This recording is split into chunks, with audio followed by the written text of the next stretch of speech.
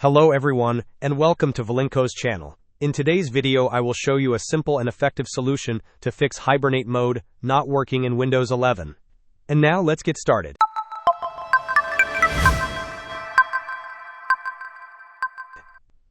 If you are experiencing issues with the Hibernate feature in Windows 11 not functioning correctly, there is a straightforward command you can use to resolve this. First, open the Windows search bar and type in command prompt. Once command prompt appears in the search results, right-click on it and select Run as Administrator. This will open the command prompt window with elevated privileges, which are necessary for this fix. In the command prompt window, type the following command exactly: powercfg /hibernate, and then press the Enter key. This command will re-enable or refresh the Hibernate feature on your system, which should resolve any functional problems you are encountering. Hope this was helpful. Don't forget to like and subscribe if you enjoyed. As always, thanks for watching and I will see you in the next video.